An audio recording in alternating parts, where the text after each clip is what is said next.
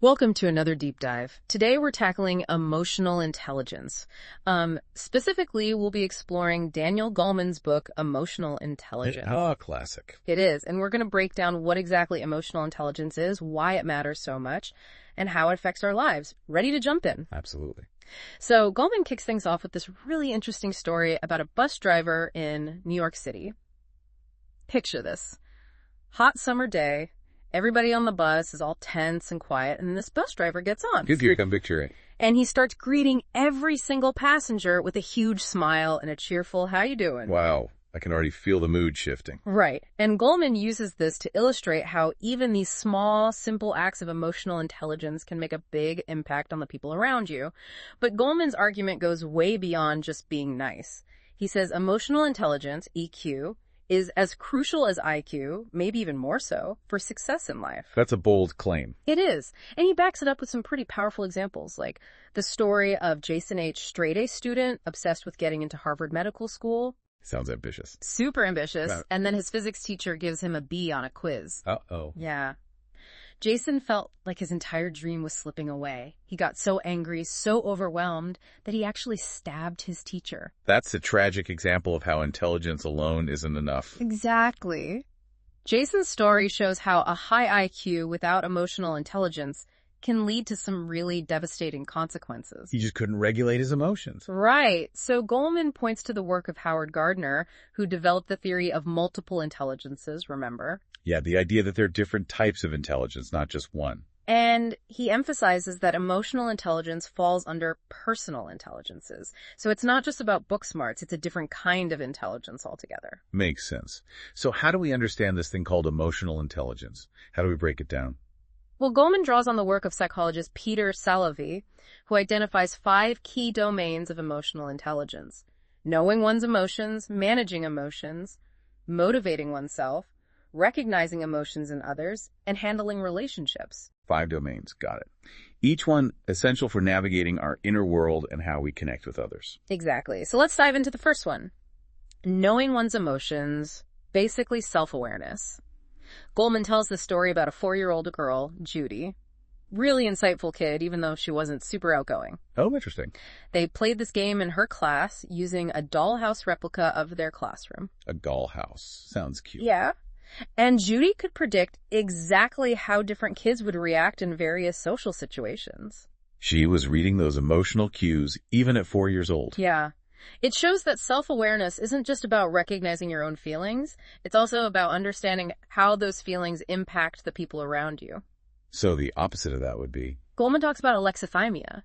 It's a condition where people really struggle to identify and put their feelings into words. So they might feel awful, but not be able to say why they feel awful. Yeah, they might not even be able to pinpoint if it's sadness, anger, or something else. And that can have some serious consequences, both mentally and physically. Wow. They might end up going to the doctor for physical symptoms that are actually caused by unresolved emotions. Absolutely. And to really highlight this connection between emotions and our brains, Goleman presents the case of Elliot. This patient had brain surgery, which was successful, but it damaged the connection between the emotional and rational centers of his brain. That's fascinating, but scary too. Yeah. Elliot lost the ability to connect with his emotions, which really messed with his decision-making, seriously impacted his whole life. Wow. It underscores how crucial self-awareness is, not just for our emotional well-being, but for making good decisions and living a fulfilling life. Totally. Okay, ready for the second domain? Bring it on. This is managing emotions. It's where things get a little more practical. We all feel range in emotions, right? But how we handle them makes a huge difference. So it's not about suppressing emotions, but about managing them effectively. Exactly. Goleman digs into managing specific emotions like anger, worry, and sadness. He starts with anger, drawing on research by Dolph Zillman, who studied the physiology of anger. The physiology. So, what's happening in our bodies when we get angry? Yep. Zillman found that anger is triggered by a feeling of being endangered. Not necessarily a physical threat, but anything that threatens our self-esteem, our dignity, or our goals. So feeling unjustly treated or insulted or blocked from achieving something, that can all trigger anger. Exactly. And it's not just psychological, it's physiological too. When we perceive a threat, our bodies release all these hormones that prepare us to fight or flee. The classic fight or flight response. Right. And that's what Zillman calls the rage rush. makes us much more likely to lash out. He even did a study where people who experienced a frustrating situation and then watched an upsetting film were significantly more aggressive afterwards. So it's like a compounding effect. Stress plus frustration equals anger overload. Exactly. So managing anger isn't just about controlling those outbursts in the moment. It's also about being aware of what makes us more susceptible to anger, like being stressed or tired. That makes a lot of sense. Okay, so what about worry? How does Goleman tackle that one? He brings in the work of Thomas Borkovec, who's an expert on worry. And Borkovec found this interesting thing. Worrying, while we often see it as negative, can actually provide temporary relief. Temporary relief. How so? It's like our brains are trying to mentally rehearse for potential problems. If I think through all the worst-case scenarios our brains think, then I'll be prepared. Okay, so it's like a misguided attempt at problem solving.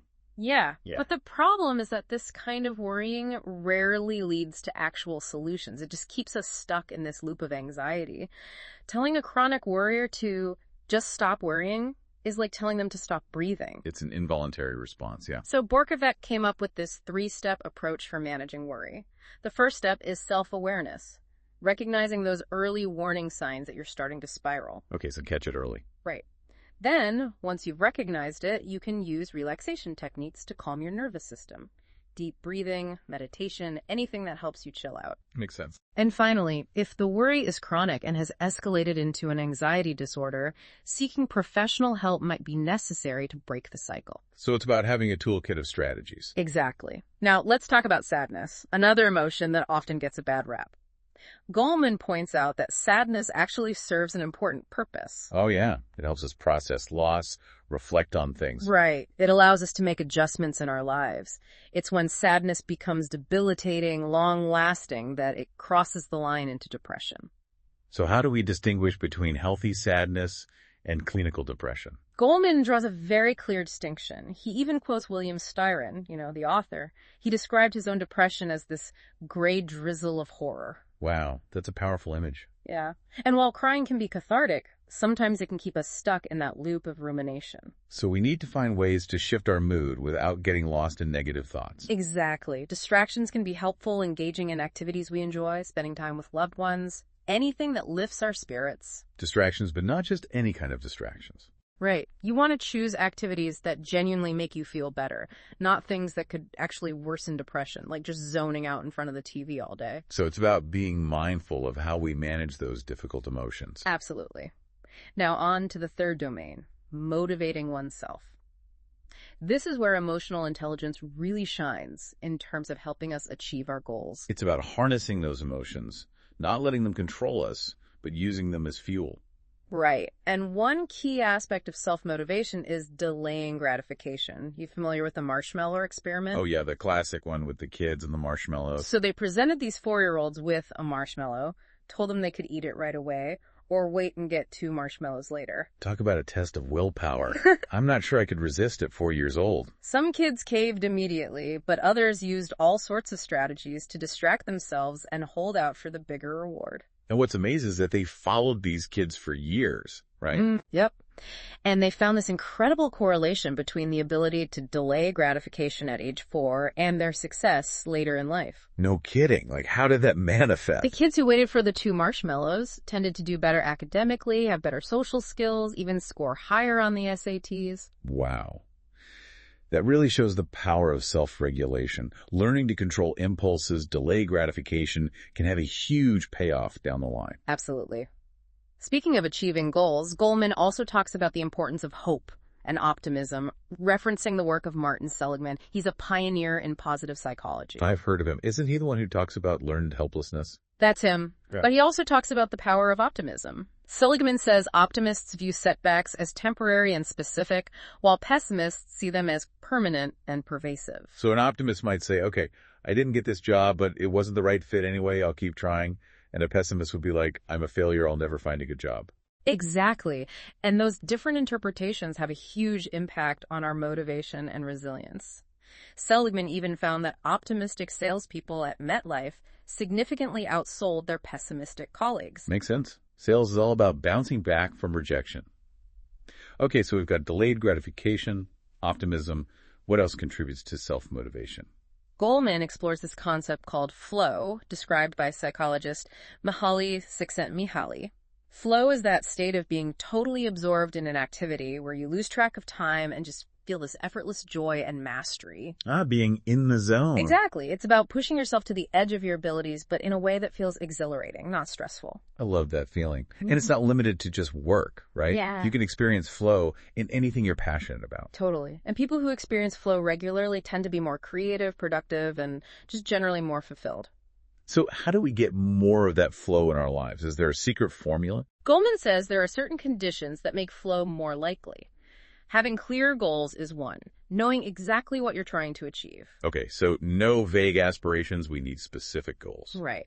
Also, getting immediate feedback. That way you can adjust your approach as you go. And a sense of control and autonomy in your environment also helps. So it's about setting ourselves up for success, creating the right conditions for flow to happen. Exactly. Now, onto the fourth domain.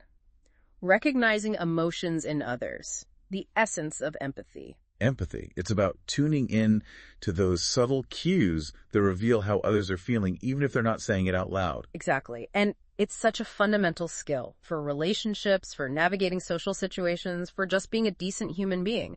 Goleman actually shares some pretty heartwarming examples of babies displaying empathy, like this baby Hope, who would cry when she saw another baby fall down. Oh, that's so sweet. So it suggests that empathy is kind of hardwired into us from a young age.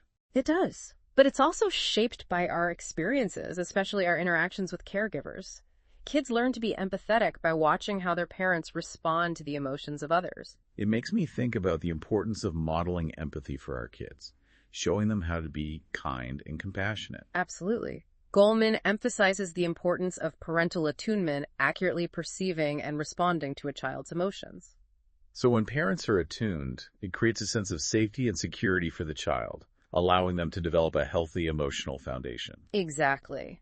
But when parents are misattuned, it can have the opposite effect, leading to all sorts of problems down the line. Goleman also talks about the work of Robert Levinson, who studied empathy in married couples. Interesting. What did he find? Levinson found that couples who were more physiologically attuned to each other, meaning their heart rates and other bodily responses mirrored each other, were also better at reading each other's emotions. Wow. So there's a real physiological connection there. It's not just in our heads, it's in our bodies too. Right. And on the flip side, Goleman talks about the lack of empathy, which is a hallmark of criminal psychopaths. Oh, right. Those who lack remorse or guilt. Psychopaths have a hard time recognizing fear in others. They just don't pick up on those cues. And this inability to connect with other people's emotions is thought to contribute to their callous and often violent behavior. It's a reminder that empathy, or the lack of it, can have really serious consequences. Absolutely. Okay, last but not least, the fifth domain, handling relationships. This is where all the other domains come together, playing out in how we interact with others. It's like the combination of emotional intelligence in action. Goleman starts with this cute story about Roger, a preschooler who shows amazing interpersonal intelligence. So his friend Reggie falls and starts crying, and Roger stops what he's doing, rubs his own knee, and says, "I hurt my knee too." Oh, that's adorable. What a sweet way to connect with his friend. Right. And it shows those early signs of social intelligence, the ability to navigate those complex human relationships. Goleman points out that popular kids are often really skilled at reading and responding to those emotional cues. It makes them socially adept. They just get how to interact with others smoothly. While kids who struggle to read those cues might misinterpret situations, leading to awkwardness, rejection, maybe even social isolation. It makes me think about the importance of social and emotional learning programs in schools, helping kids develop those skills. Yeah, totally. Goleman also tells the story about Terry Dobson, an American who is studying Aikido in Japan. Aikido, that's a martial art, right? It is. So Dobson's on this crowded train, and this drunk guy starts getting belligerent. Oh, I can see where this is going. A tense situation. But Dobson used his emotional intelligence, his ability to stay calm even in the face of aggression, to de-escalate the situation. Wow, so he diffused the guy's anger. Yeah. He actually prevented a potential fight just by using his emotional intelligence. That's what Goleman calls emotional brilliance, right? Using emotional intelligence not just for personal gain, but to promote peace and understanding. Exactly. So we've now established a good understanding of what emotional intelligence is. But how does it actually play out in different areas of our lives? Let's start with relationships. Okay, relationships. Always a good place to start. Goleman delves into the complexities of relationships, referencing the research of John Gottman. He's famous for his studies on married couples. Gottman. Isn't he the one who can predict divorce with, 90% accuracy? That's the one. He identified 4 destructive communication patterns that are major predictors of divorce. He calls them the 4 horsemen of the apocalypse: criticism, contempt, defensiveness, and stonewalling. Okay, break those down for me. Criticism is attacking someone's character rather than addressing a specific behavior. So, you're always so lazy, instead of, hey, can you help me with the dishes tonight? Yep. Then contempt goes even further, expressing disgust or disrespect. Defensiveness deflects blame, while stonewalling just shuts down communication completely. So, the silent treatment. Not good. And Gottman says these patterns are so toxic they can predict, with pretty scary accuracy, whether a couple will stay together or split up. And what's interesting is that he believes these patterns are not just personality clashes, but reflect deficits in emotional intelligence. So couples who can regulate their emotions and communicate effectively are much more likely to stay together. Makes sense. Goleman also looks at gender differences in how we express emotions and handle conflict. Oh, that's always a tricky topic. Research shows that men tend to get more physiologically flooded during arguments, meaning their heart rate and blood pressure spike, making it harder for them to think clearly. That's interesting. So their body's basically going into fight or flight mode. Right, and this difference in how men and women react physically can lead to communication breakdowns. Women might feel like they're not being heard, and men might feel attacked. So it's a recipe for misunderstanding. Yeah. But Goleman doesn't just point out these differences. He also offers advice for how men and women can communicate better. Okay, I'm all ears. For men, the advice is to recognize those early signs of flooding and take a time out to calm down. For women, it's about being mindful of their communication style and avoiding language that feels accusatory. So it's about both partners taking responsibility for how they communicate. Exactly. By understanding these gender differences, couples can learn to navigate conflict in a way that actually strengthens their bond, rather than tearing it apart. Makes sense. So we've covered relationships. What's next? Let's shift gears and talk about the workplace, another area where emotional intelligence is crucial. Okay, so how does EQ play out in a professional setting? Goleman argues that emotional intelligence is becoming even more important in the modern workplace, where success often depends on things like collaboration, communication, and leadership. It's not just about technical skills anymore. Right. He dives into how it impacts leadership, teamwork, even diversity and inclusion. I'm intrigued. Tell me more. One important aspect of emotional intelligence at work is giving constructive criticism.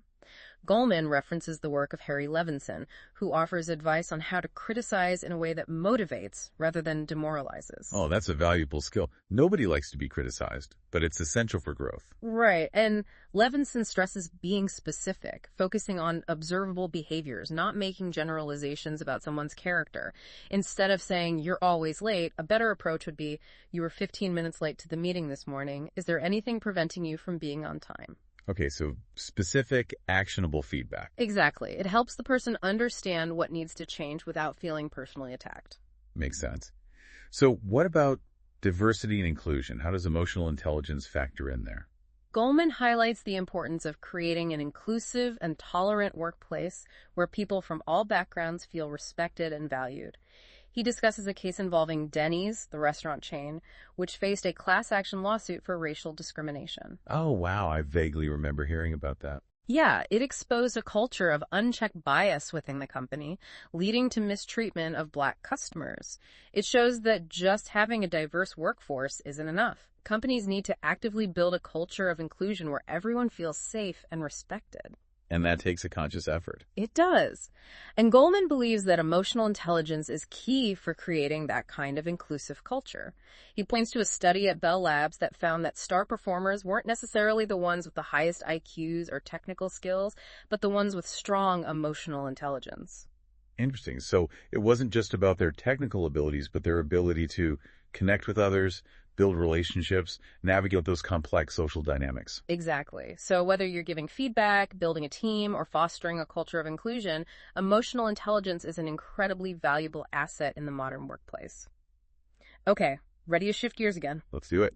Now let's explore this fascinating connection between our minds and our physical health. Goleman actually dedicates a whole chapter to how our emotions can affect our well-being. I'm curious to hear about this. I've definitely noticed that when I'm stressed or anxious, It often manifests physically, too. Totally. Goleman even shares a personal story about a time when he had a health scare. He was overwhelmed with fear and anxiety, and he realized that his emotional response to the illness was almost more debilitating than the illness itself. Wow, that's really powerful. It highlights how interconnected our minds and bodies really are. He goes on to explore the mind-body connection, referencing the groundbreaking work of Robert Ader and Nicholas Cohen. What did they study? They did these amazing experiments that showed how the immune system is actually linked to the brain and can be influenced by our thoughts and emotions. That's fascinating. So our mental state can literally impact our immune response. Exactly. Their work was really groundbreaking, and it paved the way for this whole field of psychoneuroimmunology, which studies that connection between the mind, the brain, and the immune system. Makes sense. So what specific emotions can impact our health? Goleman talks about how anger, anxiety, and depression can all have negative effects. Studies show a strong correlation between chronic anger and heart disease. People who are easily angered are much more likely to have cardiovascular problems. That makes sense. When you think about it, anger really puts a strain on the body. Yeah. Increased heart rate, blood pressure, all that. Right. And chronic anxiety can also lead to a whole host of physical issues. Digestive problems, headaches, insomnia, you name it. Yeah, it's like your body is constantly in a state of alert, which takes a toll over time. And while depression may not directly cause physical illness, it can definitely hinder recovery and make it harder to cope with chronic conditions. It's like this downward spiral. Depression makes it harder to take care of yourself, which can worsen your physical health, which can then make the depression worse, and so on. Exactly. But it's not all doom and gloom. Goleman also explores the benefits of positive emotions, things like optimism, hope, and gratitude. Okay, good. We need some good news. Studies have shown that optimists tend to have stronger immune systems, recover faster from illness, and even live longer. Wow, that's pretty amazing. So simply having a positive outlook can actually impact our physical health. It seems so. And social support, feeling connected to others, also plays a big role in health and well-being. People with strong social connections tend to be more resilient when facing stress, illness, or adversity. Makes sense. We're social creatures by nature. We need that connection with others to thrive. Absolutely. So cultivating those positive emotions, nurturing our relationships, these things can have a significant impact on our physical health. It's a reminder that our mental and emotional well-being are just as important as our physical health. Totally.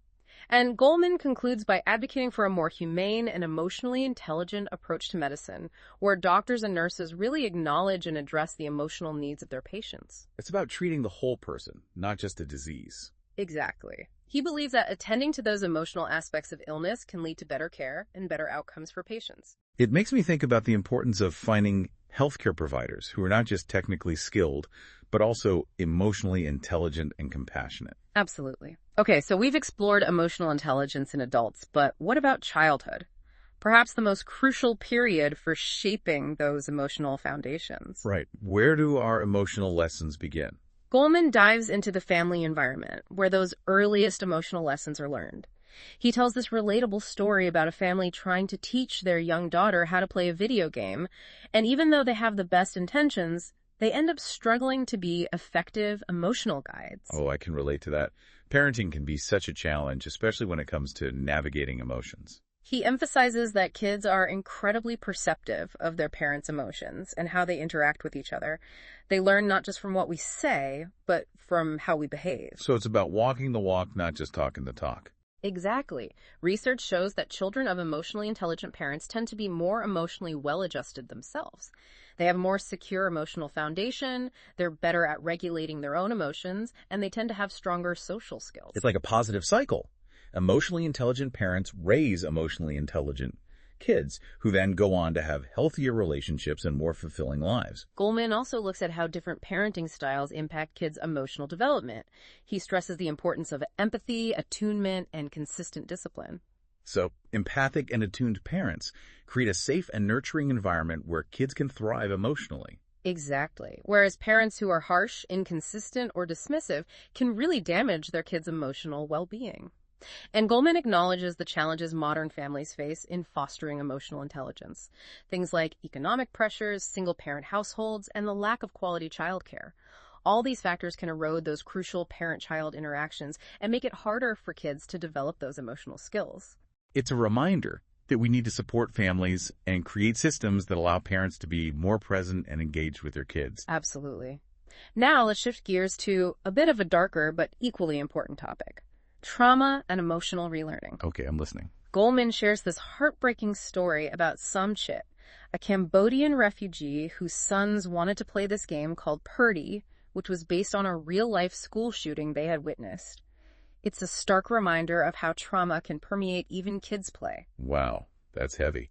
It shows how deeply trauma can affect us even at a young age. Goldman uses this story to explore the impact of trauma on the brain, especially the amygdala, the brain's fear center. Ah, the amygdala, the alarm system of the brain. Right. When we experience trauma, the amygdala goes into overdrive, releasing all these stress hormones that prepare us for fight or flight. And while that response is helpful in the moment, it can become a problem if it continues after the threat has passed.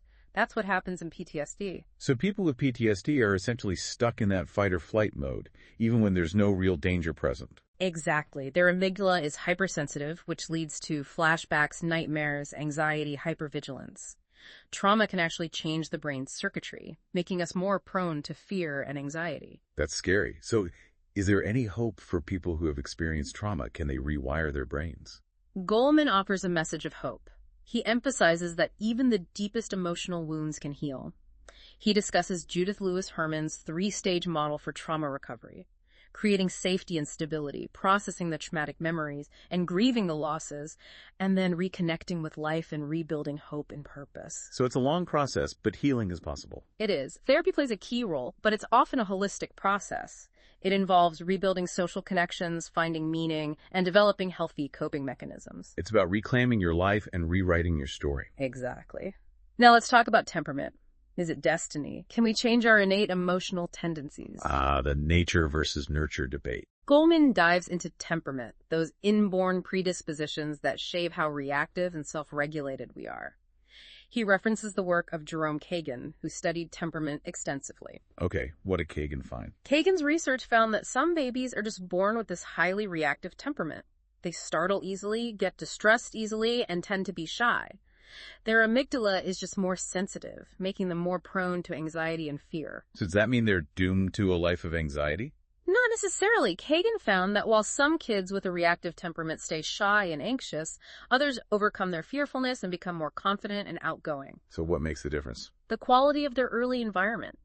Kids raised by warm, supportive, and responsive parents are more likely to develop a sense of security and learn to manage their anxiety. Whereas kids raised in chaotic, neglectful, or abusive environments are more likely to get stuck in that cycle of fear and anxiety. Right. So while genes play a role, our experiences, especially in those early years, also have a huge impact on our emotional development. It highlights the importance of creating nurturing and supportive environments for kids, especially those who are naturally more sensitive and reactive. Goleman also discusses the work of Richard Davidson, a neuroscientist who studied the brain's role in emotion regulation. Interesting. What did he discover? Davidson found that people who are good at managing their emotions tend to have more activity in the left prefrontal cortex, the part of the brain associated with planning, problem-solving, and emotional control. Makes sense. It's like the executive control center of the brain. While people who are prone to negative emotions, like anxiety and anger, have more activity in the right prefrontal cortex. So there are actual physiological differences in the brain that contribute to our emotional styles. Right. And here's the really cool part. Davidson found that we can actually train our brains to become more emotionally intelligent. Practices like mindfulness meditation have been shown to increase activity in the left prefrontal cortex, improving emotional regulation, attention, and even empathy. So even if we're wired for a certain emotional style, we're not stuck with it. We can actually change our brains. Exactly. While temperament has biological roots, it's not fixed. We can shape our emotional lives and develop a more resilient and balanced emotional brain. That's empowering. It gives us agency over our emotions. Absolutely. And speaking of empowerment, let's talk about emotional intelligence and education. Okay, so how do we bring emotional intelligence into the classroom? Goleman believes that emotional literacy should be a part of every child's education, just like math and reading. He argues that teaching kids about their emotions and how to manage them can have a huge impact on their academic success, their social skills, their overall well-being. It makes sense. If kids can understand and regulate their emotions, it will help them focus better, learn more effectively, and build healthier relationships. Exactly. And he highlights several programs that have successfully integrated emotional literacy into the curriculum. Programs like Self-Science, the Resolving Conflict Creatively program, and the Seattle Social Development Project.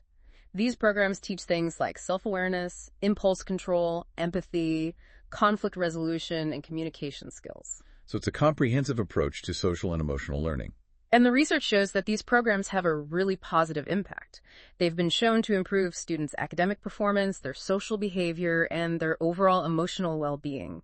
That's encouraging. It suggests that we can equip kids with these essential life skills and set them up for success in all areas of their... So we've seen how emotional intelligence plays out in our personal relationships, in the workplace, even in our physical health. But does it have a broader impact? Like, can it influence society as a whole? That's a great question, and it's where Goleman's argument gets really interesting. He says that a society full of emotionally intelligent people, well, it'd be fundamentally different, more peaceful, just compassionate, like we'd be upgrading our collective operating system. Exactly. Imagine if people could truly listen to each other, even when they disagree. Compromise and understanding not seen as weaknesses, you know. That sounds pretty utopian. Does Goleman have, any evidence for this idea, though? He does. He points to research linking emotional intelligence to pro-social behaviors, altruism, cooperation, ethical decision-making, those kinds of things. So emotionally intelligent people are more likely to act in ways that benefit others, contributing to a more harmonious society. Exactly. It's not just about being nice on an individual level. It's about those choices that have a positive impact on the larger community. Think about the huge challenges we face globally. Climate change, political polarization, social inequality. Those are some big ones. They are. And these complex problems need us to work together to understand different perspectives, to act with a shared sense of responsibility. So Goleman's saying that emotional intelligence is key to unlocking that potential for collective action. He is. It's like a missing ingredient, in the recipe for a better world. He even proposes that emotional literacy should be a fundamental human right, taught to every child, just like reading or math. But that's a bold statement. But when you think about it, if we equip children with the skills to understand and manage their emotions, connect with others, resolve conflicts peacefully... You're laying the groundwork for a more compassionate future. It's a long-term investment. So where do we go from here? If we're on board with Goleman's argument, how do we apply these insights to our own lives and maybe even contribute to this larger societal shift? Or Goleman offers some practical advice. He talks about cultivating mindfulness, paying attention to our emotional triggers, developing a richer emotional vocabulary. So we can learn to observe our emotions, understand them, and choose how we respond instead of just reacting. Exactly. And emotional intelligence, it's not like some fixed trait, You either have it or you don't. It's a set of skills you can learn and develop throughout life. So it's never too late to start, but where do we begin? What are some concrete first steps? One powerful practice Goleman recommends is mindfulness meditation. Studies show it can help with self-awareness, emotion regulation, even boost empathy. It's about training your mind to be present in the moment, aware of your thoughts and feelings and sensations, without judgment. So instead of getting swept away by those emotions, we can learn to observe them. Gives us more space to choose how we respond. Right. Another important step is paying attention to our emotional triggers. Those situations or people that tend to evoke strong reactions in us. Once we know our triggers, we can develop strategies to manage those emotions. Maybe it's taking a few deep breaths, removing ourselves from a stressful situation, or just reframing our perspective. Exactly. Goleman also talks about expanding our emotional vocabulary, moving beyond just feeling good or bad, learning to articulate those nuances of our emotional experience. So instead of just, I feel bad, we might say, I feel frustrated or disappointed or overwhelmed. That kind of precision helps us understand our emotions better, respond to them more skillfully. And of course, one of the most powerful ways to develop emotional intelligence is through our relationships. That makes sense. We learn by observing, interacting, receiving feedback from the people around us. Exactly. By connecting with people who model emotional intelligence, we can learn from their example, be inspired by their way of being, how they handle conflict, how they express empathy, how they motivate themselves and others. Those are valuable lessons. So as we wrap up this part of our deep dive, the key message is that emotional intelligence isn't just a theory. It's a set of practical skills. Skills that can impact our lives, relationships, and even the world around us. And the good news, it's never too late to start learning and growing. You have the power to shape your emotional destiny. You might even inspire others to do the same, creating a ripple effect of positive change. Before we get ahead of ourselves, let's unpack some specific strategies for cultivating emotional intelligence. Goleman goes into a lot of detail about practices and techniques in his book. We'll explore the most impactful ones in the final part of our deep dive. We've talked about how emotional intelligence can transform our relationships, our workplaces, even our physical health. But can it really lead to a more peaceful and just society, like Goleman suggests? Goleman makes a pretty strong case. He argues that when individuals develop their emotional intelligence, it creates this ripple effect, influences families, communities, eventually society as a whole. So it's not just about personal growth, it's about a better world for everyone. But how does that actually work? What's the connection between individual emotional intelligence and a more just and compassionate society? One key link is empathy.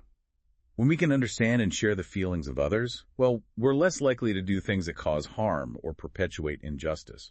We become more aware of the needs and suffering of others, both near and far. It's like expanding that circle of concern. We start to see how interconnected we all are. Exactly. And that expanded empathy can lead to more ethical decision-making, both personally and professionally. We consider the consequences of our choices, not just for ourselves, but for others and the planet, too. It's shifting from a me mindset to a we mindset. Right. We see the bigger picture. And this shift in perspective can really change how we approach social issues. We're more open to dialogue and collaboration, even with people who have different views. Less likely to jump to aggression or judgment or blame, we start looking for solutions that benefit everyone. So emotional intelligence isn't just about managing our own emotions. It's about cultivating a sense of social responsibility, becoming agents of positive change. Exactly. Goleman even suggests that a society with a high level of emotional intelligence would create systems and structures that promote fairness, equality, sustainability. We'd see a shift away from policies and practices that cause harm towards those that foster cooperation and compassion. That's a powerful vision. It makes me wonder if emotional intelligence is the missing piece for solving some of those big global challenges we're facing. I think it has huge potential. Imagine leaders making decisions based on understanding the human impact, not just politics or profit. Imagine businesses that prioritize well-being alongside profit. Imagine schools that teach emotional and social skills, alongside academic knowledge. It's inspiring, but it also feels a little daunting. If emotional intelligence is so important, where do we even begin to cultivate it on such a large scale? Didn't Goleman offer some specific strategies? He did. He talks about a bunch of practices and techniques, things that individuals, families, schools, even workplaces can implement. And the good news is, even small steps can make a difference. So what are some of those first steps? Where can our listeners start if they're feeling inspired? We've already talked about mindfulness meditation. It has so many benefits for emotional intelligence. Self-awareness, emotion regulation, empathy. It's about training the mind to be present, aware of your thoughts and feelings without judgment. And the great thing about mindfulness is that anyone can do it. There are tons of resources out there. Another key practice is cultivating self-compassion. Treating yourself with the same kindness and understanding that you would offer a friend. Recognizing that everyone makes mistakes, we all have flaws. It's okay to struggle sometimes. It sounds like an antidote to that inner critic, that voice that tells us we're not good enough. Exactly. Self-compassion allows us to be gentler with ourselves. And when we do that, we're more likely to extend that compassion to others too. It's like that ripple effect starting from within. Now, in relationships, Goleman really emphasizes active listening, truly paying attention to what the other person is saying, both their words and their body language.